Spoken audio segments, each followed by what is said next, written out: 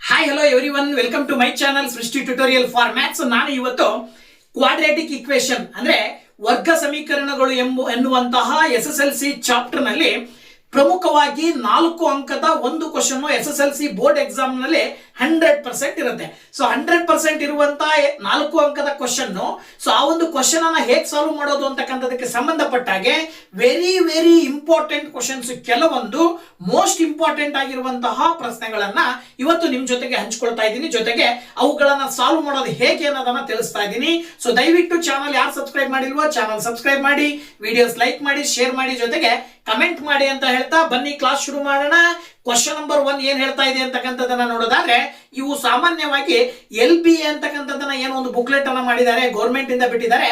ಆ ಒಂದು ಗೌರ್ಮೆಂಟ್ ಇಂದ ರಿಲೀಸ್ ಆದಂತ LBA ದಲ್ಲಿರುವಂತಹ ಕ್ವಶನ್ಸ್. ಇದರಲ್ಲಿ ಒಂದು ಕ್ವಶನ್ 100% ನಿಮಗೆ ಎಕ್ಸಾಮ್ ನಲ್ಲಿ ಇರುತ್ತೆ ಅಂತಕ್ಕಂಥದ್ದನ್ನ ಮೊದಲನೇದಾಗಿ ಹೇಳ್ತಾ, ಸೊ ನೋಡಿ ಮೊದಲನೇ ಕ್ವಶನ್ ಇಂಪಾರ್ಟೆಂಟ್ ಆಗಿರ್ತಕ್ಕಂಥ ಕ್ವಶನ್ ಯಾವ ರೀತಿ ಬರಬಹುದು ಅಂತಂದ್ರೆ, ನೋಡಿ ಇಲ್ಲಿ some students planned a picnic.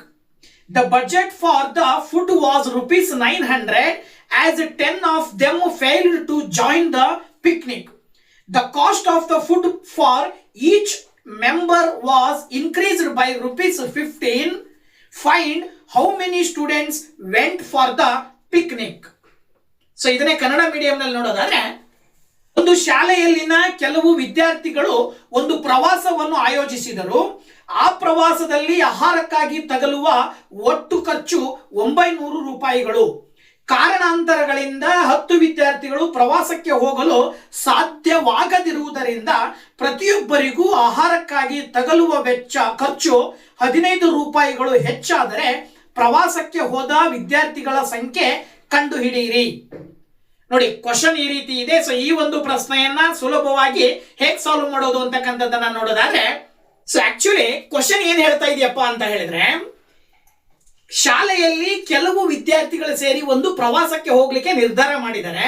ಆ ಒಂದು ಪ್ರವಾಸಕ್ಕೆ ಹೋಗ್ಲಿಕ್ಕೆ ಸುಮಾರು 900 ರೂಪಾಯಿ ದುಡ್ಡು ಆಹಾರಕ್ಕಾಗಿ ಖರ್ಚಾಗತ್ತೆ. ಫಾರ್ ಫುಡ್ ಕಾಸ್ಟ್ ಎಷ್ಟು ಬರುತ್ತೆ ಅಂದ್ರೆ 900 ರೂಪೀಸ್ ಟೋಟಲ್ ಕಾಸ್ಟ್. ಆ ಟೋಟಲ್ ಕಾಸ್ಟ್ ಅನ್ನ ಅವ್ರು ಏನ್ ಮಾಡ್ತಾರೆ, ಪ್ರತಿಯೊಬ್ಬರಿಗೂ ಡಿವೈಡ್ ಮಾಡ್ಕೊಳ್ತಾರೆ. ಆದ್ರೆ ಅಲ್ಲಿ ಏನಾಯ್ತು ಅಂದ್ರೆ, ಪ್ರವಾಸಕ್ಕೆ ಹೋಗೋ ದಿನ 10 ವಿದ್ಯಾರ್ಥಿಗಳು ಅಚಾನಕವಾಗಿ ಬೇರೆ ಕಾರಣಗಳಿಂದ ಬರಲಿಲ್ಲ. ಆಗ 10 ವಿದ್ಯಾರ್ಥಿಗಳು ಕಡಿಮೆ ಆಗಿರುವ ಕಾರಣದಿಂದಾಗಿ ಪ್ರತಿಯೊಬ್ಬರಿಗೂ ತಗಲುವ ವೆಚ್ಚ ಏನಾಯ್ತು, 15 ರೂಪಾಯಿ ಜಾಸ್ತಿ ಆಯ್ತು. ಮೊದಲಿಗೆ ತಗಲುವ ವೆಚ್ಚ ಎಷ್ಟಿತ್ತು ಅಂದ್ರೆ, ಆ 900 ರೂಪಾಯಿನ ಎಕ್ಸ್ ಅಂತ ನಾವು ತಗೊಂಡ್ರಿ ಅಂತ ಹೇಳಿದ್ರೆ, ವಿದ್ಯಾರ್ಥಿಗಳ ಸಂಖ್ಯೆಯಿಂದ ಭಾಗಾಕಾರ ಮಾಡಿದ್ರೆ ಎಷ್ಟು ಕಾಸ್ಟ್ ಬರುತ್ತೋ, ಎಷ್ಟು ರೂಪಾಯಿ ಬರುತ್ತೋ, ಈಗ 10 ವಿದ್ಯಾರ್ಥಿಗಳು ಪ್ರವಾಸಕ್ಕೆ ಬರದೇ ಇರೋದ್ರಿಂದಾಗಿ ಮತ್ತೆ ಎಕ್ಸ್ಟ್ರಾ ದುಡ್ಡು ಬಂತು, ಪ್ರತಿಯೊಬ್ಬರಿಗೂ 15 ರೂಪಾಯಿ ಎಕ್ಸ್ಟ್ರಾ ಆಯ್ತು. ಹಾಗಿದ್ಮೇಲೆ ಆ ಒಂದು ಪ್ರವಾಸಕ್ಕೆ ಹೋಗ್ಲಿಕ್ಕೆ ನಿರ್ಧಾರ ಮಾಡಿರುವ ವಿದ್ಯಾರ್ಥಿಗಳ ಸಂಖ್ಯೆ ಎಷ್ಟು ಅನ್ನೋದು ಕ್ವಶನ್. ಸೊ ಈ ಕ್ವಶನ್ ಅನ್ನ ಸಾಲ್ವ್ ಮಾಡಬೇಕು ಅಂತ ಹೇಳಿದ್ರೆ, ನೋಡಿ ಇಲ್ಲಿ ಮೊದಲು ನಾವು total budget for the food ಅಂದ್ರೆ ಆ ಒಂದು ಪ್ರವಾಸಕ್ಕೆ ಹೋಗ್ಲಿಕ್ಕೆ ಬಳಕೆ ಮಾಡುವಂತ ಆಹಾರಕ್ಕಾಗಿ ದುಡ್ಡು ಎಷ್ಟು ಖರ್ಚಾಗತ್ತೆ ಅಂದ್ರೆ 900 ರೂಪಾಯಿ ಖರ್ಚಾಗತ್ತೆ ಅಂತ ಅವರೇ ಕೊಟ್ಟಿದ್ದಾರೆ. ಜೊತೆಗೆ number of students planned for A picnic ಅಂದ್ರೆ ಆ ಒಂದು ಪ್ರವಾಸಕ್ಕೆ ಹೋಗಲು ಆಯೋಜಿಸಿದ ಮಕ್ಕಳ ಸಂಖ್ಯೆ ಎಷ್ಟು ಅಂತ ಗೊತ್ತಿಲ್ಲ. ಸೊ ಅದನ್ನ ನಾವು ಏನಂತ ತಗೊಳ್ಳೋಣ, ಎಕ್ಸ್ ಅಂತ ತಗೊಳ್ಳೋಣ. ಇದಾದ ನಂತರ cost of food for each, ಯಾವಾಗ ಪ್ರತಿಯೊಬ್ಬರಿಗೆ ತಗಲುವ ವೆಚ್ಚ ಎಷ್ಟಾಗತ್ತಪ್ಪ ಅಂತ ಹೇಳಿದ್ರೆ 900 ರೂಪಾಯಿದಲ್ಲಿ ಎಕ್ಸ್ ಅನ್ನ ಡಿವೈಡ್ ಮಾಡಿದೆ. ಎಕ್ಸ್ ಇಂದ 900 ರೂಪಾಯಿನ ಡಿವೈಡ್ ಮಾಡಿದ್ರೆ ಪ್ರತಿಯೊಬ್ಬರಿಗೂ ಆಹಾರಕ್ಕಾಗಿ ತಗಲುವ ವೆಚ್ಚ ಸಿಗುತ್ತೆ. ಆದರೆ ಆ ಒಂದು ಸಂದರ್ಭದಲ್ಲಿ ಪ್ರವಾಸಕ್ಕೆ ಹೋಗ್ಲಿಕ್ಕೆ ಮಕ್ಕಳ ಸಂಖ್ಯೆ ಕಡಿಮೆ ಆಯ್ತು. ಎಷ್ಟು ಕಡಿಮೆ ಆಯ್ತು, 10 ಮಕ್ಕಳು ಪ್ರವಾಸಕ್ಕೆ ಬರಲಿಲ್ಲ. ಸೊ ದಟ್ ನೋಡಿ ಇಲ್ಲಿ number of students failed to join the picnic ಅಂದ್ರೆ ಪ್ರವಾಸಕ್ಕೆ ಬಾರದಿರುವ ವಿದ್ಯಾರ್ಥಿಗಳ ಸಂಖ್ಯೆ ಎಷ್ಟು, 10. ಹಾಗಿದ್ಮೇಲೆ cost of food for each, ಅವಾಗ ಪ್ರತಿಯೊಬ್ಬರಿಗೂ ತಗಲುವ ವೆಚ್ಚ ಏನಾಗತ್ತೆ, ಮೊದಲಿಗೆ 900/6 ಎಕ್ಸ್ ಇತ್ತಲ್ವಾ, ಅದೇನಾಗತ್ತೆ ಈಗ 900/x - 10 ಆಗುತ್ತೆ ಆಟೋಮೆಟಿಕ್ ಆಗಿ. ಆಗ ಆ ಒಂದು ಸಂದರ್ಭದಲ್ಲಿ ಅವರ ಪ್ರತಿಯೊಬ್ಬರಿಗೂ ತಗಲುವ ವೆಚ್ಚ ಏನಾಗತ್ತೆ, ಜಾಸ್ತಿ ಆಗತ್ತೆ. ಎಷ್ಟು ಜಾಸ್ತಿ ಆಗತ್ತೆ ಅಂತ ಹೇಳಿದ್ರೆ ಅವರೇ ಹೇಳ್ತಾ ಇದ್ದಾರೆ 15 ರೂಪಾಯಿ. ಇನ್ಕ್ರೀಸಿಂಗ್ ಕಾಸ್ಟ್ ಅಂದ್ರೆ ಹೆಚ್ಚಾದ ವೆಚ್ಚ 15 ರೂಪಾಯಿ ಅಂತೇಳಿ. ಸೊ ಅಲ್ಲಿಗೆ ರಿಕ್ವೈರ್ಡ್ ಈಕ್ವೇಶನ್ ಏನೋ, ರಿಕ್ವೈರ್ಡ್ ಈಕ್ವೇಶನ್ ಅನ್ನ ನೀವು ತಗೊಳ್ಳೋದಾದ್ರೆ ಬೇಕಾಗಿರುವ ಸಮೀಕರಣ ಏನಾಗಿರುತ್ತಪ್ಪ ಅಂತ ಹೇಳಿದ್ರೆ, ಬೇಕಾಗಿರುವ ಸಮೀಕರಣ ಏನ್ ಬರುತ್ತಪ್ಪ ಇಲ್ಲಿ ಅಂತ ಹೇಳಿದ್ರೆ, ನೋಡಿ ಇಲ್ಲಿ ಈ 900/x - 10 ಮಾಡಿದಾಗ ಏನ್ ಬರುತ್ತಲ್ಲ, ಆ 900/x - 10 ಮಾಡಿದಾಗ ಏನ್ ಬರುತ್ತೋ ಅದಕ್ಕಿಂತ 900/x ಕಡಿಮೆ ಇರುತ್ತೆ. ಎಷ್ಟು ಕಡಿಮೆ ಇರುತ್ತಪ್ಪ ಅಂತ ಹೇಳಿದ್ರೆ 15 ರೂಪಾಯಿ ಕಡಿಮೆ ಇರುತ್ತೆ ಅಂತ ಹೇಳಿ ಈ ರೀತಿ ಸಮೀಕರಣವನ್ನು ಬರ್ಕೊಳ್ಬೇಕು. ತುಂಬಾ ಸುಲಭವಾಗಿ ಬರ್ಕೊಳ್ಬೇಕು. ಇಲ್ಲಿ ಜಾಸ್ತಿ ದುಡ್ಡು ಯಾರಿಗೆ ಬರುತ್ತೆ, ಯಾವ ಸಂದರ್ಭದಲ್ಲಿ ಜಾಸ್ತಿ ದುಡ್ಡು ಬರುತ್ತೆ? ಜಾಸ್ತಿ ದುಡ್ಡು ಬರೋದು ಯಾವಾಗ ಅಂದ್ರೆ ಮಕ್ಕಳ ಸಂಖ್ಯೆ ಕಡಿಮೆ ಆಗಿ ಒಟ್ಟು ಹಣ ಜಾಸ್ತಿ ಇದ್ದಾಗ ದುಡ್ಡು ಜಾಸ್ತಿ ಬರುತ್ತೆ ಪ್ರತಿಯೊಬ್ಬರಿಗೂ ಖರ್ಚು. ಅದೇ ರೀತಿ ಮಕ್ಕಳ ಸಂಖ್ಯೆ ಜಾಸ್ತಿ ಇದ್ದು ದುಡ್ಡು ಅಷ್ಟೇ ಇದ್ದಾಗ ಅವಾಗ ಖರ್ಚು ಕಡಿಮೆ ಬರುತ್ತೆ. ಸೊ ಜಾಸ್ತಿ ಖರ್ಚಿನಲ್ಲಿ ಕಡಿಮೆ ಖರ್ಚನ್ನ ಕಳೆದಾಗ ಎಷ್ಟು ಡಿಫರೆನ್ಸ್ ಬರ್ತಾ ಇದೆ ಅಂತ ಅವರೇ ಕೊಟ್ಟಾರೆ, 15 ರೂಪಾಯಿ ಜಾಸ್ತಿ ಆಗತ್ತೆ ಅಂತ. ಸೊ 15 ಅಂತ ಬರ್ಕೊಳ್ಬೇಕು.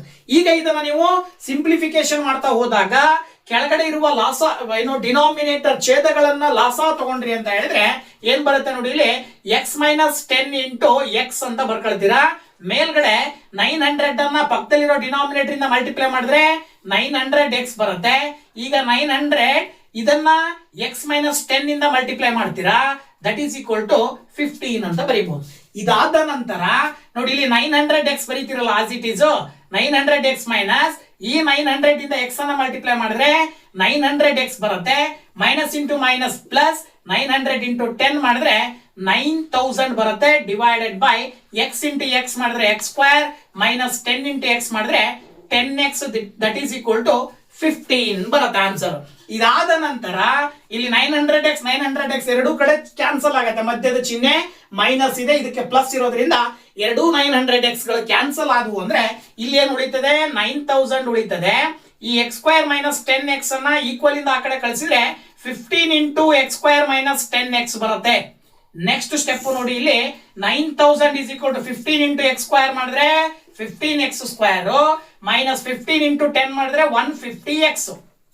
ಮುಂದಿನ ಹಂತದಲ್ಲಿ ಈಗ ಇಲ್ಲಿ ನೀವು 15x ಸ್ಕ್ವೇರ್ ಮೈನಸ್ 150x ಹಾಗೆ ಬರ್ಕೊಂಡು 9000 ಈಕ್ವಲ್ ಇಂದ ಆ ಕಡೆ ಹೋದ್ರೆ ಮೈನಸ್ 9000 ಆಗುತ್ತೆ. ಓಕೆನಾ, minus 9000 that is equal to 0 ಅಂತ ಬರ್ಕೊಳ್ತೀರಾ. ಈ ರೀತಿ ಬರ್ಕೊಳ್ಳಿಕ್ಕೆ ಉದ್ದೇಶ ಇಷ್ಟೇ. ಕ್ವಾಡ್ರಾಟಿಕ್ ಈಕ್ವೇಶನ್ ಇನ ಏನಂತ ಕರಿತೀವಿ ನೀವು, ಸ್ವರೂಪ ಗೊತ್ತಾಯ್ತಲ್ಲ, standard form of quadratic equation, ವರ್ಗ ಸಮೀಕರಣದ ಮೂಲ ರೂಪದ ಆಧಾರದ ಮೇಲೆ ಬರೆದಿದ್ದೀವಿ ನಾವು. ಈಗ ಇದು ಇಡೀ ಸಮೀಕರಣವನ್ನ ನೋಡಿದಾಗ ಪ್ರತಿಯೊಂದು ಪದದಲ್ಲೂ 15 ಕಾಮನ್ ಇದೆ.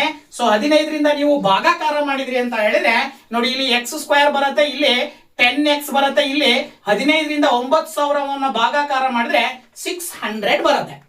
ಮುಂದಿನ ಹಂತ ಕ್ವಾಡ್ರಾಟಿಕ್ ಈಕ್ವೇಶನ್ ಇನ ಸ್ಟ್ಯಾಂಡರ್ಡ್ ಫಾರ್ಮಿಗೆ ಬಂದ ನಂತರ ಅದನ್ನ ಫ್ಯಾಕ್ಟರೈಸೇಷನ್ ಮಾಡ್ತಕ್ಕಂಥದ್ದು. ಅಂದರೆ ಅಪವರ್ತನ ವಿಧಾನದಿಂದ x ನ ಬೆಲೆಯನ್ನ ಕಂಡುಹಿಡಿತೀರಾ. ಸೊ ಅಪವರ್ತನ ವಿಧಾನವನ್ನ ಮಾಡ್ಬೇಕಾದ್ರೆ ಏನ್ ಮಾಡ್ತೀವಿ, x ಸ್ಕ್ವೇರ್ ನ ಸಹಗುಣಕವನ್ನ ತಗೊಂಡು ಪಕ್ಕದಲ್ಲಿರುವ ಕಾನ್ಸ್ಟೆಂಟ್ ನಂಬರ್ ನ ಮಲ್ಟಿಪ್ಲೈ ಮಾಡಿದಾಗ 1 ಇಂಟು ಮೈನಸ್ 600 ಮಾಡಿದ್ರೆ ಮೈನಸ್ 600 ಬರುತ್ತೆ. ಈಗ ಮೈನಸ್ 600 ಅನ್ನ ಎರಡು ಸಂಖ್ಯೆಗಳಾಗಿ ಸ್ಪ್ಲಿಟ್ ಮಾಡಿದಾಗ ಆ ಎರಡೂ ಸಂಖ್ಯೆಗಳ ಗುಣಲಬ್ಧ ಮೈನಸ್ 600 ಬರಬೇಕು. ಆ ಎರಡು ಸಂಖ್ಯೆಗಳನ್ನ ಕೂಡಿದ್ರೆ ಅಥವಾ ಕಳೆದ್ರೆ ಮೈನಸ್ 10 ಬರಬೇಕು. ಸೊ ಆ ರೀತಿ ತಗೊಂಡಾಗ 30 ಮತ್ತೆ 20 ಅಂತ ತಗೊಳ್ಬಹುದು. ಸೊ ನೋಡಿ, 30 ಮತ್ತೆ 20 ತಗೊಂಡ್ರಿ ಅಂತ ಹೇಳಿದ್ರೆ ಇಲ್ಲಿ ಮೈನಸ್ 10 ಬರಬೇಕಾಗಿರೋದ್ರಿಂದ ದೊಡ್ಡ ಸಂಖ್ಯೆಗೆ ಮೈನಸ್, ಚಿಕ್ಕ ಸಂಖ್ಯೆಗೆ ಪ್ಲಸ್ ಹಾಕ್ರಿ. ಸೊ ಈ ಮೈನಸ್ 10x ಅನ್ನ x square minus 30x plus 20x ಅಂತ ಬರ್ಕೊಳ್ಳಿ. ಮೈನಸ್ 600 ಇಸ್ ಈಕ್ವಲ್ ಟು 0 ಅಂತ ಬರೀರಿ. ಈ 4 ಪದಗಳಲ್ಲಿ ಎರಡೆರಡು ಪದಗಳನ್ನ ಒಂದೊಂದು ಗುಂಪು ಮಾಡಿದ ನಂತರ ಈ ಎರಡೂ ಪದಗಳಲ್ಲೂ x ಮೈನಸ್ 30 ಕಾಮನ್ ಇದೆ ನೋಡಿ. ಇಲ್ಲಿ 20 ಕಾಮನ್ ತೆಗೆದ್ರಿ ಅಂದ್ರೆ ಇಲ್ಲಿ x ಮೈನಸ್ 30 ಬರುತ್ತೆ. ಈಗ ಎರಡೂ ಪದಗಳಲ್ಲಿ x ಮೈನಸ್ 30 ಕಾಮನ್ ಇದೆ, ಇಲ್ಲಿ x ಉಳಿತು ಪ್ಲಸ್ ಇಲ್ಲಿ 20 ಉಳಿತು, ದಟ್ ಈಸ್ ಈಕ್ವಲ್ ಟು 0. ಇದು ಫ್ಯಾಕ್ಟರೈಸೇಷನ್ ಮಾಡ್ತಕ್ಕಂಥದ್ದು. ಅಂದ್ರೆ ಇಲ್ಲಿ ಎರಡು ಅಪವರ್ತನಗಳು ಸಿಕ್ಕಿದಾವೆ, ಎರಡು ಫ್ಯಾಕ್ಟರ್ಸ್ ಸಿಕ್ಕಿದಾವೆ. ಎರಡೂ ಫ್ಯಾಕ್ಟರ್ಸ್ ಗಳನ್ನ ಈಕ್ವಲ್ ಟು 0 ಅಂತ ನೀವು ಬರ್ಕೊಂಡ್ರಿ ಅಂತ ಹೇಳಿದ್ರೆ x minus 30 is equal to 0 ಅಥವಾ x plus 20 is equal to 0 ಅಂತ ತಗೊಂಡ್ರೆ x ನ ಬೆಲೆ ಬಂದ್ಬಿಟ್ಟು ಪ್ಲಸ್ 30 ಬರುತ್ತೆ. ಈ ಕಡೆ x ನ ಬೆಲೆ ಬಂದ್ಬಿಟ್ಟು ಮೈನಸ್ 20 ಬರುತ್ತೆ. ಇಲ್ಲಿ ಮಕ್ಕಳ ಸಂಖ್ಯೆ ಕೇಳ್ತಾ ಇರೋದ್ರಿಂದ ಮಕ್ಕಳ ಸಂಖ್ಯೆಯನ್ನ ಧನಾತ್ಮಕ ಸಂಖ್ಯೆಯಲ್ಲಿ ಹೇಳ್ತಾ ಇದೀವಿ. ಹಾಗಾಗಿ x ನ ಬೆಲೆ 30 ಕನ್ಸಿಡರ್ ಮಾಡಬೇಕು. ಪಕ್ಕದಲ್ಲಿರುವಂತಹ ಮೈನಸ್ 20 ಉತ್ತರ ಆಗೋದಿಲ್ಲ. ಓಕೆನಾ? ಸೊ ದಟ್ 30 ಅಂದ್ರೆ ಇದರ ಅರ್ಥ ಏನಪ್ಪಾ ಅಂತ ಹೇಳಿದ್ರೆ number of students planned a picnic. ಏನಂತ ಹೇಳಿ ಬರೀಬೇಕು, number of students planned a picnic. ಎಷ್ಟಪ್ಪ ಅಂತ ಹೇಳಿದ್ರೆ 30 ವಿದ್ಯಾರ್ಥಿಗಳು. ಅಂದ್ರೆ ಪ್ರವಾಸಕ್ಕೆ ಹೋಗಲು, ಯಾವುದಕ್ಕೆ, ಪ್ರವಾಸಕ್ಕೆ ಹೋಗಲು ಆಯೋಜಿಸಿದ ವಿದ್ಯಾರ್ಥಿಗಳ ಸಂಖ್ಯೆ ಎಷ್ಟಪ್ಪ ಅಂತ ಹೇಳಿದ್ರೆ 30 ಅಂತೇಳಿ ನೀವು ಆನ್ಸರ್ನ ಬರೀಬೇಕಾಗತ್ತೆ. This is the right answer. So ಈ ರೀತಿಯಲ್ಲಿ ಸುಲಭವಾಗಿ ನೀವು ಸಾಲ್ವ್ ಮಾಡಿದಾಗ 4 ಅಂಕಗಳು ಸಿಗ್ತವೆ. ಸೊ ತುಂಬಾ ಇಂಪಾರ್ಟೆಂಟ್ ಈ ತರಹದ ಪ್ರಶ್ನೆಗಳನ್ನ ಪ್ರಾಕ್ಟೀಸ್ ಮಾಡಿ. ಸೊ ಇದಕ್ಕೆ ಸಂಬಂಧಪಟ್ಟ ಹಾಗೆ ಇನ್ನೊಂದು ಎಕ್ಸಾಂಪಲ್ ಅನ್ನು ನೋಡೋದಾದ್ರೆ, ಸೊ ಇದೇ ರೀತಿಯ ಮತ್ತೊಂದು ಕ್ವಶನ್, ಎರಡನೇದು ನೋಡೋದಾದ್ರೆ ಕ್ವಶನ್ ಏನ್ ಹೇಳ್ತಾ ಇದೆಯಪ್ಪ ಅಂತ ಅಂದ್ರೆ, a motor boat whose speed is 11 km/h in still water takes 2 hours 45 minutes to go 12 km upstream, then to return downstream to the same spot. Find the speed of the stream ಅಂತ ಕೊಟ್ಟಿದ್ದಾರೆ.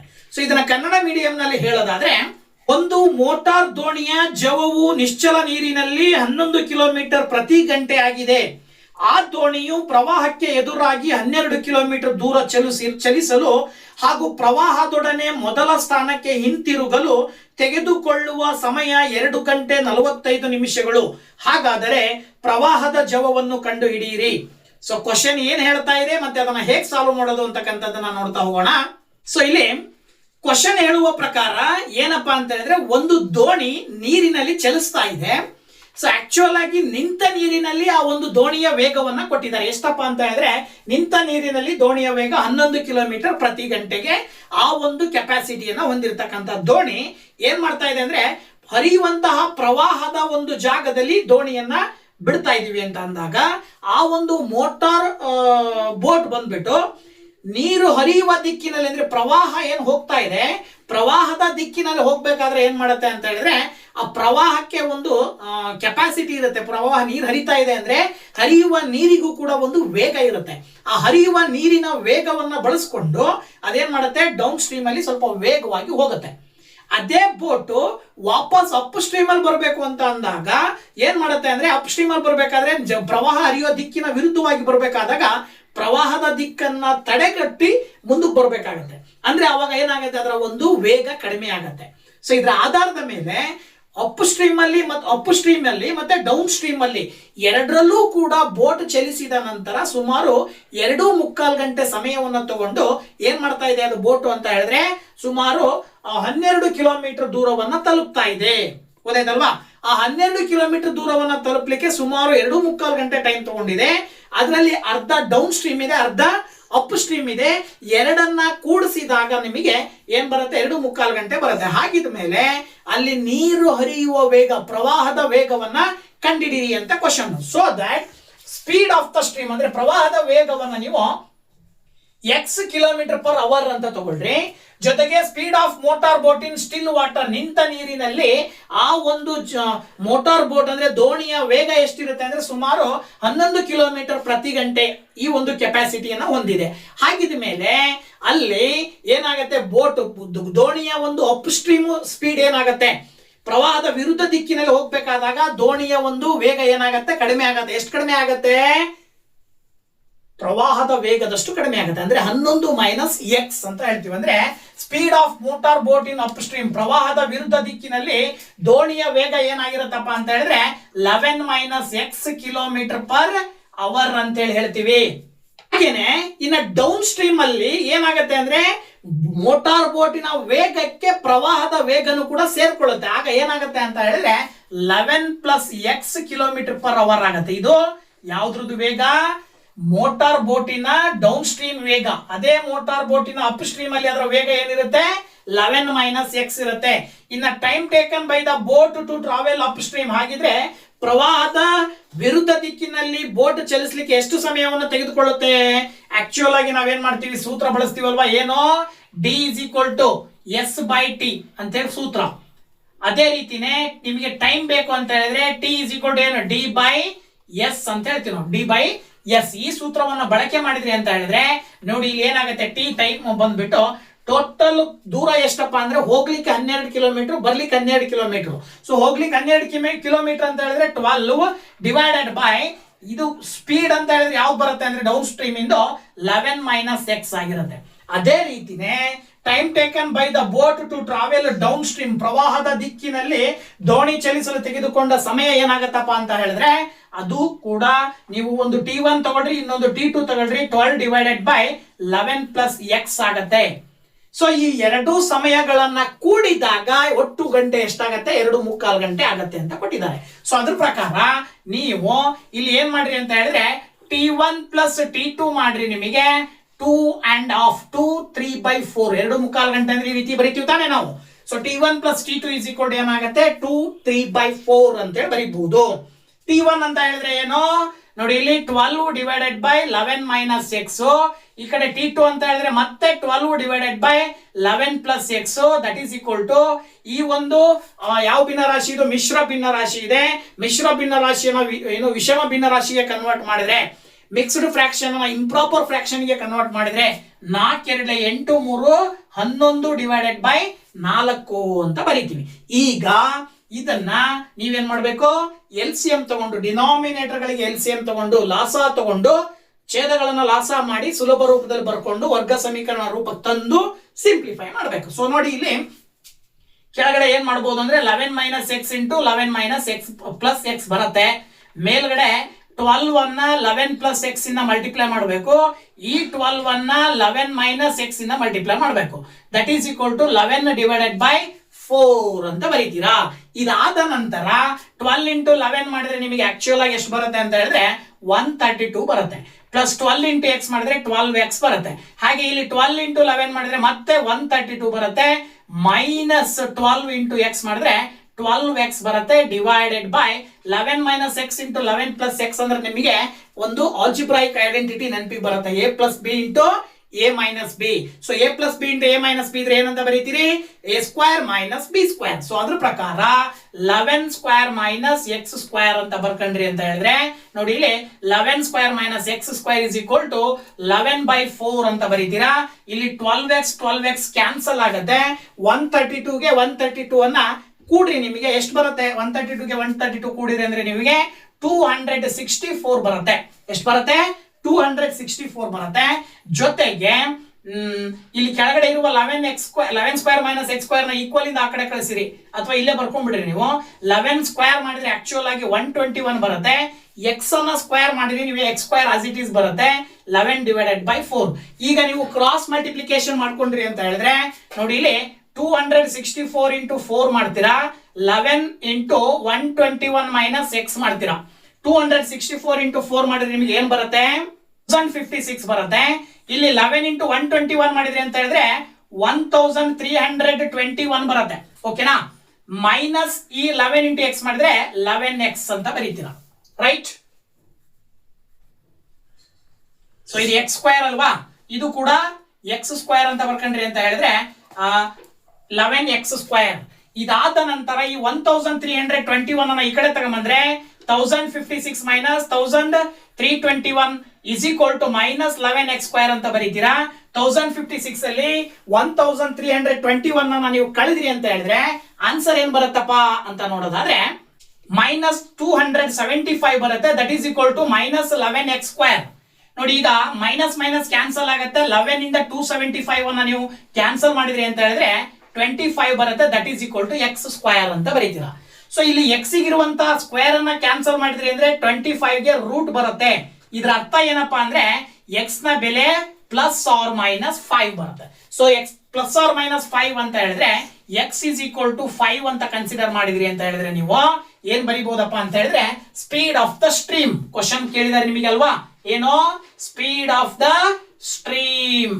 So speed of the stream is equal to 5 kilometre per hour ಅಂತ ಹೇಳಿ ಹೇಳ್ಬೋದು. ಅಂದ್ರೆ ಪ್ರವಾಹದ ವೇಗ, ಏನೋ ಪ್ರವಾಹದ ವೇಗ ಕಂಡಿಡಿಯಕ್ಕೆ ಕೇಳಿದ್ರೋದ್ರಿಂದ ಸೊ ನೀವು ಪ್ರವಾಹದ ವೇಗವನ್ನ ಹೇಳ್ಬೋದು ಏನಂತೇಳಿ 5 ಕಿಲೋಮೀಟರ್ ಪ್ರತಿ ಗಂಟೆಗೆ ಅಂತ ಹೇಳಿ ಸುಲಭವಾಗಿ ಹೇಳಬಹುದು.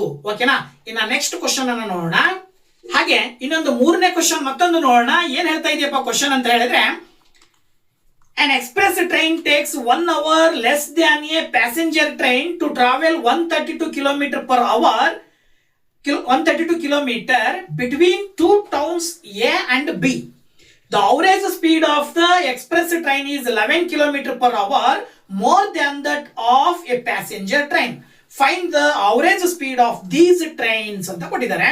ಸೊ ಇದೇ ಕ್ವಶನ್ ಅನ್ನ ಕನ್ನಡ ಮೀಡಿಯಂ ನಲ್ಲಿ ನೋಡೋದಾದ್ರೆ, ಒಂದು ಎಕ್ಸ್ಪ್ರೆಸ್ ರೈಲು ಎ ಮತ್ತು ಬಿ ಎರಡು ಪಟ್ಟಣಗಳ ನಡುವಿನ 132 ಕಿಲೋಮೀಟರ್ ದೂರವನ್ನು ಕ್ರಮಿಸಲು ಪ್ಯಾಸೆಂಜರ್ ರೈಲಿಗಿಂತ 1 ಗಂಟೆ ಕಡಿಮೆ ಸಮಯವನ್ನು ತೆಗೆದುಕೊಳ್ಳುತ್ತದೆ. ಎಕ್ಸ್ಪ್ರೆಸ್ ರೈಲಿನ ಸರಾಸರಿ ಜವವು ಪ್ಯಾಸೆಂಜರ್ ರೈಲಿನ ಸರಾಸರಿ ಜವಕ್ಕಿಂತ 11 ಕಿಲೋಮೀಟರ್ ಪರ್ ಅವರ್ ಹೆಚ್ಚಾಗಿದ್ದರೆ ಆ ಎರಡು ರೈಲುಗಳ ಜವವನ್ನು ಕಂಡುಹಿಡಿಯಿರಿ. ಓಕೆ, ಸೊ ಈ ಒಂದು ಕ್ವಶನ್ ಅನ್ನ ಹೇಗೆ ಸಾಲ್ವ್ ಮಾಡೋದು ಅಂತ ನೋಡೋಣ ಅಲ್ವಾ. ಕ್ವಶನ್ ಏನ್ ಹೇಳ್ತಾ ಇದೆಯಪ್ಪ ಅಂತ ಹೇಳಿದ್ರೆ, ಎರಡು ಟ್ರೈನ್ ಇದಾವೆ, ಎರಡು ರೈಲುಗಳಿದಾವೆ, ಒಂದು ಎಕ್ಸ್ಪ್ರೆಸ್ ಟ್ರೈನ್, ಇನ್ನೊಂದು ಪ್ಯಾಸೆಂಜರ್ ಟ್ರೈನ್. ಎ ಮತ್ತೆ ಬಿ ಅಂತಕ್ಕಂತ ಎರಡು ಸ್ಥಳಗಳ ನಡುವಿನ ದೂರ ಸುಮಾರು 132 ಕಿಲೋಮೀಟರ್ ಅಂತ ಕೊಟ್ಟಿದ್ದಾರೆ. ಆ 132 ಕಿಲೋಮೀಟರ್ ಅನ್ನ ತಲುಪಲಿಕ್ಕೆ ಪ್ಯಾಸೆಂಜರ್ ಟ್ರೈನ್ ಎಷ್ಟು ಟೈಮ್ ತಗೊಳ್ಳುತ್ತೋ ಎಕ್ಸ್ಪ್ರೆಸ್ ಟ್ರೈನ್ ಅದಕ್ಕಿಂತ 1 ಗಂಟೆ ಮುಂಚಿತವಾಗಿ ತಲುಪುತ್ತೆ. ಹಾಗಿದ್ದ ಮೇಲೆ ಎಕ್ಸ್ಪ್ರೆಸ್ ಟ್ರೈನಿನ ವೇಗ ಎಷ್ಟು, ಪ್ಯಾಸೆಂಜರ್ ಟ್ರೈನಿನ ವೇಗ ಎಷ್ಟು ಅನ್ನೋದು ಕ್ವಶನ್. ಸೊ ಈ ಕ್ವಶನ್ ಅನ್ನ ಬಳಸ್ಕೊಂಡು ನಾವಿಲ್ಲಿ ಹೇಗೆ ಸಾಲ್ವ್ ಮಾಡೋದು, ಇದನ್ನ ಆನ್ಸರ್ ಹೇಗೆ ಬರ್ತದೆ ಅಂತ ನೋಡೋದಾದ್ರೆ, ನೋಡಿ ಇಲ್ಲಿ ಕ್ವಶನ್ ಹೇಳೋ ಪ್ರಕಾರ ಸ್ಪೀಡ್ ಆಫ್ ಪ್ಯಾಸೆಂಜರ್ ಟ್ರೈನ್ ಅನ್ನ ನಾವು ಎಕ್ಸ್ ಅಂತ ತಗೊಳ್ಳೋಣ. ಏನಂತ ತಗೊಳ್ಳೋಣ? ಪ್ಯಾಸೆಂಜರ್ ರೈಲಿನ ಜವ ಎಕ್ಸ್ ಕಿಲೋಮೀಟರ್ ಪರ್ ಅವರ್ ಆಗಿರ್ಲಿ. ಹಾಗಿದ್ಮೇಲೆ ಸ್ಪೀಡ್ ಆಫ್ ಎಕ್ಸ್ಪ್ರೆಸ್ ಟ್ರೈನಿನ ವೇಗ ಎಷ್ಟಿರುತ್ತೆ ಅನ್ನೋದನ್ನ ಕೊಟ್ಟಿದ್ದಾರೆ. ಎಷ್ಟಿರುತ್ತಂತೆ? ಪ್ಯಾಸೆಂಜರ್ ಟ್ರೈನ್ ಗಿಂತ 11 ಗಂಟೆ ಜಾಸ್ತಿ ಇರುತ್ತೆ ಅಂತ ಹೇಳಿ. ಅದ್ರ ಪ್ರಕಾರ x plus 11 kilometre per hour ಆಗತ್ತೆ. ಇದು ಯಾವ್ದ್ರದ್ದು? ಎಕ್ಸ್ಪ್ರೆಸ್ ಟ್ರೈನಿನ ಸ್ಪೀಡು. ಇದಾದ ನಂತರ ನಿಮಗೆ ಸೊ ಹಾಗಿದ್ಮೇಲೆ ಟೈಮ್ ಎಷ್ಟು ತಗೊಳುತ್ತೆ ಅಂತ ನೋಡೋದಾದ್ರೆ, distance is equal to S divided by T ಅನ್ನೋ ಸೂತ್ರದ ಆಧಾರದ ಮೇಲೆ ಟೈಮ್ ಅನ್ನ ನಾವು T is equal to D by S ಅಂತ ಹೇಳ್ತೀವಿ. So T is equal to D by S ಅಂದ್ರೆ time taken by the passenger train. A ಅನ್ನೋ ಪಾಯಿಂಟ್ ಇಂದ ಬಿ ಅನ್ನೋ ಪಾಯಿಂಟ್ ಗೆ ಹೋಗ್ಲಿಕ್ಕೆ ಪ್ಯಾಸೆಂಜರ್ ಟ್ರೈನ್ ಎಷ್ಟು ಟೈಮ್ ತಗೊಳುತ್ತಪ್ಪ ಅಂತ ಹೇಳಿದ್ರೆ ಏನೋ 132 ಕಿಲೋಮೀಟರ್ ದೂರ ಡಿವೈಡೆಡ್ ಬೈ ಸ್ಪೀಡ್ ಬಂದ್ಬಿಟ್ಟು ಎಷ್ಟದ್ರದ್ದು? ಎಕ್ಸ್. ಇದು ಏನಾಗಿರುತ್ತೆ? ಪ್ಯಾಸೆಂಜರ್ ಟ್ರೈನಿನ ಸಮಯ, ಎ ಅನ್ನೋ ಪಾಯಿಂಟ್ ಇಂದ ಬಿ ಅನ್ನೋ ಪಾಯಿಂಟ್ ತಗೊಳ್ಳುವಂತ ಸಮಯ. ಅದೇ ಜಾಗವನ್ನು ತಲುಪಲಿಕ್ಕೆ ಎಕ್ಸ್ಪ್ರೆಸ್ ಟ್ರೈನ್ ಎಷ್ಟು ಟೈಮ್ ತಗೊಳುತ್ತೆ ಅಂತ ಹೇಳಿದ್ರೆ, time taken by the express train ಅಂತ ಹೇಳಿದ್ರೆ, ಎಕ್ಸ್ಪ್ರೆಸ್ ರೈಲು ತೆಗೆದುಕೊಳ್ಳುವ ಸಮಯ ಏನಾಗುತ್ತೆ? ಡಿಸ್ಟೆನ್ಸ್ ಸೇಮ್ 132, ಬಟ್ ಸ್ಪೀಡ್ ಜಾಸ್ತಿ ಆಗತ್ತೆ. ಇದ್ರದ್ದು ಎಷ್ಟಾಗತ್ತೆ ಅಂದ್ರೆ ಎಕ್ಸ್ ಪ್ಲಸ್ 11 ಆಗತ್ತೆ. ಆವಾಗ ಸಿಂಪ್ಲಿ ಏನಾಗತ್ತೆ, ನೀವು ಇಲ್ಲಿ ಊಹೆ ಮಾಡ್ಬಿಡ್ಬೋದು. ಏನಪ್ಪಾ ಅಂತ ಹೇಳಿದ್ರೆ, ಪ್ಯಾಸೆಂಜರ್ ಟ್ರೈನ್ ಗಿಂತ ಎಕ್ಸ್ಪ್ರೆಸ್ ಟ್ರೈನಿನ ವೇಗ ಜಾಸ್ತಿ ಇರೋದ್ರಿಂದಾಗಿ ಎಕ್ಸ್ಪ್ರೆಸ್ ಟ್ರೈನ್ 1 ಗಂಟೆ ಮುಂಚಿತವಾಗಿ ಆ ಒಂದು ಜಾಗವನ್ನ ತಲುಪುತ್ತೆ. ಸೊ ಇದರ ಆಧಾರದ ಮೇಲೆ ರಿಕ್ವೈರ್ಡ್ ಈಕ್ವೇಶನ್ ಏನಾಗತ್ತಪ್ಪ ಅಂತ ಹೇಳಿದ್ರೆ, ನಾವೇನ್ ಮಾಡ್ಬೇಕು ಅಂದ್ರೆ ಇದರಲ್ಲಿ ಇದನ್ನ ಕಳಿಬೇಕು. ಪ್ಯಾಸೆಂಜರ್ ಟ್ರೈನ್ ತಗೊಳ್ಳುವ ಸಮಯದಲ್ಲಿ ಎಕ್ಸ್ಪ್ರೆಸ್ ಟ್ರೈನ್ ತೆಗೆದುಕೊಳ್ಳುವ ಸಮಯವನ್ನ ಕಳೆದ್ರಿ ಅಂತ ಹೇಳಿದ್ರೆ, ಅಂದ್ರೆ T1 ಮೈನಸ್ T2 ಮಾಡಿದ್ರಿ ಅಂದ್ರೆ ಟೈಮ್ ಕೊಟ್ಟಿದ್ದಾರೆ ಎಷ್ಟಂತೆ? 1 ಗಂಟೆ ಕಡಿಮೆ ವೇಗದಲ್ಲಿ 1 ಗಂಟೆ ಕಡಿಮೆ ಸಮಯದಲ್ಲಿ ಮುಟ್ಟುತ್ತೆ ಅಂತ ಹೇಳಿ. ಸೊ ಅಲ್ಲಿಗೆ T1 ಅಂತ ಹೇಳಿದ್ರೆ ಏನು? 132 ಡಿವೈಡೆಡ್ ಬೈ ಎಕ್ಸ್ ಆಗುತ್ತೆ. T2 ಅಂತ ಹೇಳಿದ್ರೆ ಏನು? 132 ಡಿವೈಡೆಡ್ ಬೈ ಎಕ್ಸ್ ಪ್ಲಸ್ 11 ಆಗುತ್ತೆ. That is equal to 1. So ಈಗ ಕ್ರಾಸ್ ಮಲ್ಟಿಪ್ಲಿಕೇಶನ್ ಅಥವಾ ಮೊದಲು ಎಲ್ ಸಿ ಎಂ ತಗೊಂಡ್ರಿ ಅಂತ ಹೇಳಿದ್ರೆ ಎಕ್ಸ್ ಇಂಟು ಎಕ್ಸ್ ಪ್ಲಸ್ 11 ಆಗತ್ತೆ. ಲಾಸ ತಗೊಂಡಾಗ ಮೇಲ್ಗಡೆ 132 ಇಂಟು ಎಕ್ಸ್ ಪ್ಲಸ್ 11 ಮಲ್ಟಿಪ್ಲೈ ಮಾಡ್ತೀರಾ. ಹಾಗೇನೆ ಚಿಹ್ನೆ ಮೈನಸ್ ಹಾಕಿ ಎಕ್ಸ್ ಇಂಟು 132 ಮಾಡ್ತೀರಾ. That is equal to 1. ಓಕೆನಾ? ಇದಾದ ನಂತರ 132 ಇಂಟು ಎಕ್ಸ್ ಮಲ್ಟಿಪ್ಲೈ ಮಾಡಿದ್ರೆ 132 ಎಕ್ಸ್ ಬರುತ್ತೆ. ಪ್ಲಸ್ 132 ಇಂಟು 11 ಮಲ್ಟಿಪ್ಲೈ ಮಾಡಿದ್ರಿ ಅಂದ್ರೆ ನಿಮಗೆ ಆನ್ಸರ್ ಏನ್ ಬರುತ್ತಪ್ಪ ಅಂತ ಹೇಳಿದ್ರೆ 1452 ಬರುತ್ತೆ. ಹಾಗೇನೆ ಈ ಕಡೆ minus 132 x divided by x into x ಮಾಡಿದ್ರೆ x square plus x into 11 ಮಾಡಿದ್ರೆ 11x that is equal to 1 ಅಂತ ಬರೀಬಹುದು. ಈಗ ವೆರಿ ಸಿಂಪಲಿ 132x ಕ್ಯಾನ್ಸಲ್ ಆಗುತ್ತೆ ಬಿಕಾಸ್ ಆಫ್ ಒಂದು ಪ್ಲಸ್ ಇದೆ, ಇನ್ನೊಂದಕ್ಕೆ ಮೈನಸ್ ಇರೋದ್ರಿಂದ. ಸೊ ಮೇಲ್ಗಡೆ ಏನು ಉಳಿತು? 1452 ಉಳಿತು. ಈ ಎಕ್ಸ್ ಸ್ಕ್ವೇರ್ ಪ್ಲಸ್ 11x ಅನ್ನ ಈಕ್ವಲ್ ಇಂದ ಆ ಕಡೆ ಕಳಿಸಿದ್ರೆ X square plus 11x into 1 ಮಾಡಿದ್ರೆ ಎಕ್ಸ್ ಸ್ಕ್ವೇರ್ ಪ್ಲಸ್ 11x ಉಳಿತದೆ. ಕ್ವಾಡ್ರಾಟಿಕ್ ಈಕ್ವೇಶನ್ ಇನ ಸ್ಟ್ಯಾಂಡರ್ಡ್ ಫಾರ್ಮ್ ಅಲ್ಲಿ ಬರೆದ್ರಿ ಅಂದ್ರೆ x square plus 11x minus 1452 is equal to 0 ಅಂತ ಬರೀಬಹುದು. ಈಗ ಇದು ಕ್ವಾಡ್ರಾಟಿಕ್ ಈಕ್ವೇಶನ್ ಇನ ಸ್ಟ್ಯಾಂಡರ್ಡ್ ಫಾರ್ಮಿಗೆ ಬಂತು. ಇದಾದ ನಂತರ ಈ ಒಂದು ಮೈನಸ್ 1452 ಅನ್ನ ಸ್ಪ್ಲಿಟ್ ಮಾಡಿ ಬರಿಬೇಕು.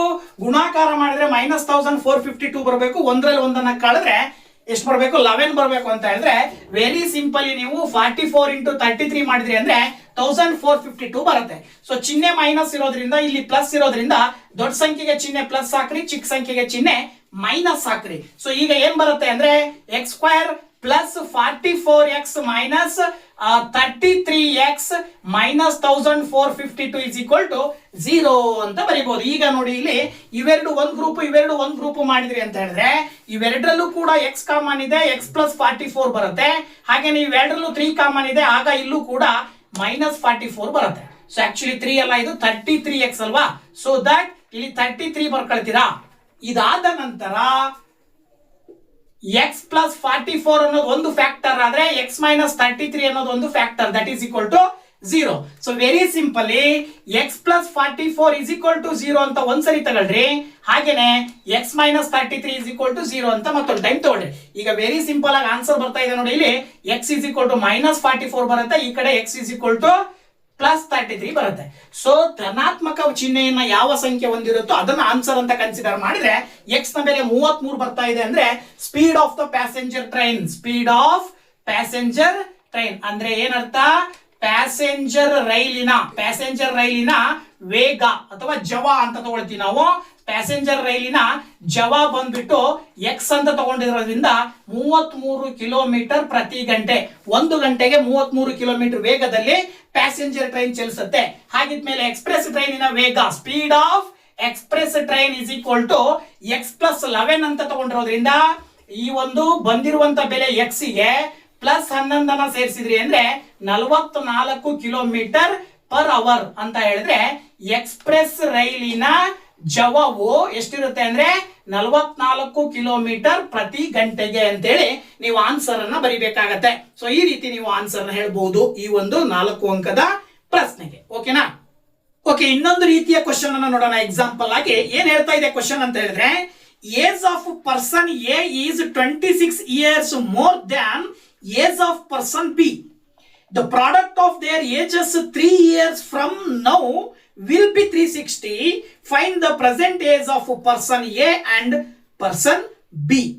So ಇದೇ ಕ್ವಶನ್ ಕನ್ನಡ ಮೀಡಿಯಂ ನಲ್ಲಿ ನೋಡೋದಾದ್ರೆ, ಎ ಎಂಬ ವ್ಯಕ್ತಿಯ ವಯಸ್ಸು ಬಿ ಎಂಬ ವ್ಯಕ್ತಿಯ ವಯಸ್ಸಿಗಿಂತ 26 ವರ್ಷ ಹೆಚ್ಚಾಗಿದೆ. 3 ವರ್ಷಗಳ ನಂತರ ಅವರ ವಯಸ್ಸುಗಳ ಗುಣಲಬ್ಧವು 360 ಆಗುತ್ತದೆ. ಹಾಗಾದರೆ ಎ ಮತ್ತು ಬಿ ವ್ಯಕ್ತಿಗಳ ವಯಸ್ಸನ್ನು ಕಂಡುಹಿಡಿಯಿರಿ. ಸೊ ಈ ಒಂದು ಪ್ರಶ್ನೆಯನ್ನ ಹೇಗೆ ಸಾಲ್ವ್ ಮಾಡೋದು ಅಂತಕ್ಕಂಥದ್ದನ್ನ ನೋಡೋದಾದ್ರೆ, ಸೊ ಓಕೆ, ಇಲ್ಲಿ ಕ್ವಶನ್ ಏನ್ ಹೇಳ್ತಾ ಇದೆ ಅಂದ್ರೆ ಎ ಮತ್ತೆ ಬಿ ಅಂತಕ್ಕಂಥ ಇಬ್ರು ವ್ಯಕ್ತಿಗಳಿದ್ದಾರೆ. ಬಿ ಅನ್ನುವಂತ ವ್ಯಕ್ತಿಯ ವಯಸ್ಸು ಎಷ್ಟಿದೆಯೋ ಅವನಿಗಿಂತ 26 ವರ್ಷ ಜಾಸ್ತಿ ವಯಸ್ಸನ್ನು ಹೊಂದಿದ್ದಾನೆ ಎ ಅಂತಕ್ಕಂಥ ವ್ಯಕ್ತಿ. ಸೊ 3 ವರ್ಷಗಳ ನಂತರ ಅವರಿಬ್ಬರ ವಯಸ್ಸಿನ ಗುಣಲಬ್ಧ 360 ಆಗಿರುತ್ತೆ ಅಂದ ಮೇಲೆ ಇಬ್ಬರ ವಯಸ್ಸನ್ನ ಅಂದ್ರೆ ಎ ಬಿ ನ ವಯಸ್ಸನ್ನ ಕಂಡುಹಿಡಿಯಿರಿ ಅಂತ ಕ್ವಶನ್. ಸೊ ಇಲ್ಲಿ ಪ್ರಶ್ನೆಯ ಆಧಾರದ ಮೇಲೆ ನೋಡಿ, ಇಲ್ಲಿ ಪ್ರೆಸೆಂಟ್ ಏಜ್ ಆಫ್ ಬಿ ಅಂದ್ರೆ ಬಿ ನ ಈಗಿನ ವಯಸ್ಸನ್ನ ನಾವು ಎಕ್ಸ್ ಇಯರ್ ಅಂತ ತಗೊಳ್ಳೋಣ, ಎಕ್ಸ್ ವರ್ಷಗಳು ಅಂತ ತಗೊಂಡ್ರೆ, ಪ್ರೆಸೆಂಟ್ ಏಜ್ ಆಫ್ ಎ ಅಂತ ಅಂದ್ರೆ ಎ ನ ಈಗಿನ ವಯಸ್ಸು ಎಷ್ಟು ಅಂತ ಕೊಟ್ಟಿದ್ದಾರೆ ಅವರು 26. ಅಂದ್ರೆ ಏನಾಗಿರುತ್ತೆ ಅಂದ್ರೆ ಎಕ್ಸ್ ಪ್ಲಸ್ 26 ಅಂತ ಕೊಟ್ಟಿದ್ದಾರೆ. ಅಂದ್ರೆ ಬಿ ನ ವಯಸ್ಸು ಎಷ್ಟಾಗಿರುತ್ತೋ ಅವನಿಗಿಂತ 26 ವರ್ಷ ಜಾಸ್ತಿ ಅಂತ ಕೊಟ್ಟಿರೋದ್ರಿಂದ ನಾವು ಎಕ್ಸ್ ಪ್ಲಸ್ 26 ಇಯರ್ ಅಂತ ಹೇಳಿ ಕನ್ಸಿಡರ್ ಮಾಡ್ತೀವಿ. ಇದಾದ ನಂತರ 3 ವರ್ಷಗಳ ನಂತರ ಅವರಿಬ್ಬರ ವಯಸ್ಸು ಏನಾಗತ್ತೆ, ಅವರಿಬ್ಬರ ಈಗಿನ ವಯಸ್ಸಿಗೆ ಪ್ಲಸ್ 3 ಆಡ್ ಮಾಡಬೇಕು. ಅದ್ರ ಪ್ರಕಾರ ಏಜ್ ಆಫ್ ಎ ನ ವಯಸ್ಸು 3 ವರ್ಷಗಳ ನಂತರ, age of A after 3 years ಅಂದ್ರೆ 3 ವರ್ಷಗಳ ನಂತರ ಎ ನ ವಯಸ್ಸು ಏನಾಗುತ್ತೆ ಅಂದ್ರೆ 26ಕ್ಕೆ 3 ಕೂಡಿದ್ರೆ 29 ಬರುತ್ತೆ. ಓಕೆನಾ? ಇದು ಯಾರ್ದು ಎ ನ ವಯಸ್ಸು. ಅದೇ ರೀತಿ ಬಿ ನ ವಯಸ್ಸು ಏನಾಗುತ್ತೆ, ಈಗ ಆಲ್ರೆಡಿ ಎಕ್ಸ್ ಇದೆ, ಅದಕ್ಕೆ 3 ಸೇರಿಸಿದ್ರೆ ಏನಾಗುತ್ತೆ ಎಕ್ಸ್ ಪ್ಲಸ್ 3 ಬರುತ್ತೆ. ಇದಾದ ನಂತರ ಅವ್ರು ಹೇಳ್ತಾ ಇದ್ದಾರೆ ಪ್ರಾಡಕ್ಟ್ ಆಫ್ ದೇರ್ ಏಜಸ್, ಅವರಿಬ್ಬರ ವಯಸ್ಸಿನ ಗುಣಲಬ್ಧ, 3 ವರ್ಷದ ನಂತರದ ವಯಸ್ಸಿನ ಗುಣಲಬ್ಧ ಅಂತ ಕೊಟ್ಟಿದ್ದಾರೆ. ಅಂದ್ರೆ ಅಲ್ಲಿಗೆ ಬಿ ನ ವಯಸ್ಸನ್ನ ನೀವು ಎಕ್ಸ್ ಪ್ಲಸ್ 3 ಅಂತ ತಗೊಂಡಿದ್ದೀರಿ. ಹಾಗೇನೆ ಎ ನ ವಯಸ್ಸು ಏನಾಗುತ್ತೆ ಎಕ್ಸ್ ಪ್ಲಸ್ 29 ಆಗುತ್ತೆ. ಅವರಿಬ್ಬರ ವಯಸ್ಸಿನ ಗುಣಲಬ್ಧ ಮಾಡಿದ್ರೆ 360 ಬರುತ್ತೆ ಅಂತ ಹೇಳಿ ಗಿವನ್ ಅವರೇ ಕೊಟ್ಟಿದ್ದಾರೆ. ಇದರ ಆಧಾರದ ಮೇಲೆ ಇದನ್ನ ಗುಣಾಕಾರ ಮಾಡಿದ್ರೆ ಎಕ್ಸ್ ಪ್ಲಸ್ 3 ಅನ್ನೋದು ಒಂದು ಫ್ಯಾಕ್ಟರ್, ಎಕ್ಸ್ ಪ್ಲಸ್ 29 ಅನ್ನೋದು ಒಂದು ಫ್ಯಾಕ್ಟರ್. ಅಂದ್ರೆ ಎರಡು ಅಪವರ್ತನಗಳನ್ನ ಗುಣಾಕಾರ ಮಾಡಿದ್ರೆ ಎಕ್ಸ್ ಇಂಟು ಎಕ್ಸ್ ಮಾಡ್ತೀರಾ ಎಕ್ಸ್ ಸ್ಕ್ವೇರ್ ಬರುತ್ತೆ, ಎಕ್ಸ್ ಇಂಟು 29 ಮಾಡ್ತೀರಾ 29x ಬರುತ್ತೆ, 3 ಇಂಟು ಎಕ್ಸ್ ಮಾಡ್ತೀರಾ 3x ಬರುತ್ತೆ. ಹಾಗೇನೆ 3 ಇಂಟು 29 ಮಾಡಿದ್ರೆ ಏನ್ ಬರುತ್ತಪ್ಪ ಆನ್ಸರ್ ಅಂತ ಹೇಳಿದ್ರೆ 87 ಬರುತ್ತೆ. That is equal to 360. ಇದಾದ ನಂತರ ನೋಡಿ, ಇಲ್ಲಿ ಎಕ್ಸ್ ಸ್ಕ್ವೇರ್ ಪ್ಲಸ್ 29 ಪ್ಲಸ್ 3 ಅಂತ ಹೇಳಿದ್ರೆ 32x ಬಂತು. 87 ಈಕ್ವಲ್ ಇಂದ ಆ ಕಡೆ ಕಳಿಸಿದ್ರೆ 360 ಮೈನಸ್ 87 ಆಗುತ್ತೆ. ಅಲ್ಲಿಗೆ X square plus 32x 360 minus 87 ಮಾಡಿದ್ರೆ 273 ಬರುತ್ತೆ. 273 ನ ಈಕ್ವಲ್ ಇಂದ ಈ ಕಡೆ ತಗೊಂಡ್ಬಂದ್ರೆ ನೀವು -273 ಅಂತ ಬರೀಬಹುದು. That is equal to 0. ಈಗ ನಿಮಗೆ ಅದು ಕ್ವಾಡ್ರಾಟಿಕ್ ಈಕ್ವೇಶನ್ ಇನ ಸ್ಟ್ಯಾಂಡರ್ಡ್ ಫಾರ್ಮ್ ಅಲ್ಲಿ ಇದೆ, ಅಂದ್ರೆ ವರ್ಗ ಸಮೀಕರಣದ ಮೂಲ ರೂಪದಲ್ಲಿ ಇದೆ.